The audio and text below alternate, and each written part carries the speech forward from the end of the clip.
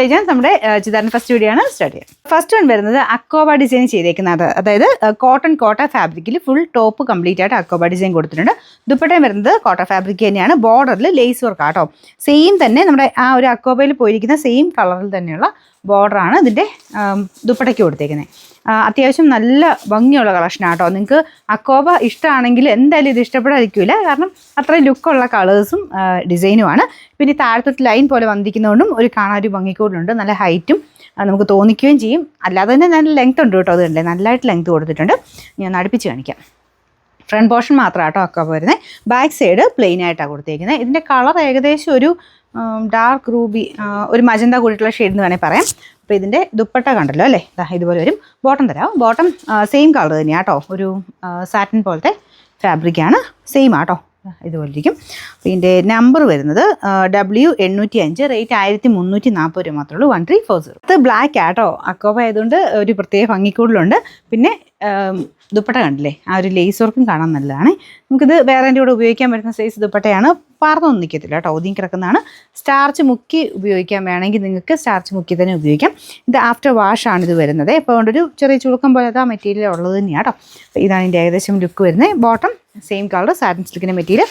അക്കോബ കാണാവോ, നല്ല ഭംഗിയുള്ള അക്കോബയാട്ടോ. അക്കോബയുടെ ഓരോന്നിൻ്റെ ഫിനിഷിങ് അനുസരിച്ചാണ് റേറ്റ് കൂടുതലും കുറവൊക്കെ വരുന്നത്. അപ്പോൾ ഇത് ഭയങ്കര ഫിനിഷിംഗ് ആയിട്ട് ചെയ്തേക്കുന്ന അക്കോബ. ബാക്ക് സൈഡ് പ്ലെയിൻ ആട്ടോ.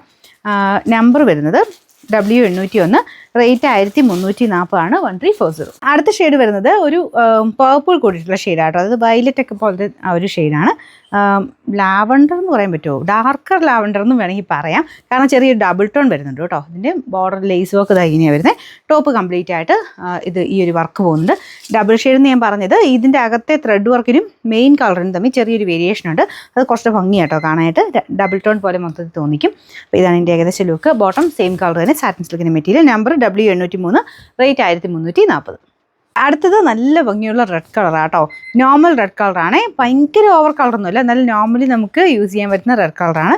പെട്ടെന്ന് അട്രാക്റ്റീവ് ആവുന്ന ഒരു റെഡ് ഷെയ്ഡാട്ടോ. അപ്പോൾ ഇത് നിങ്ങൾക്ക് വേണമെങ്കിൽ ഇങ്ങനെ മൊത്തത്തിൽ അങ്ങനെ ഇടുമോ, അല്ലെങ്കിൽ കോൺട്രാസ്റ്റ് ആയിട്ട് ദുപ്പട്ട തന്നെ സെപ്പറേറ്റ് വേറെ കളേഴ്സിൻ്റെ കൂടെ ടോപ്പ് സെപ്പറേറ്റ് വേറെ കളേഴ്സിൻ്റെ അങ്ങനെ വേണമെങ്കിലും ഇടാം കേട്ടോ.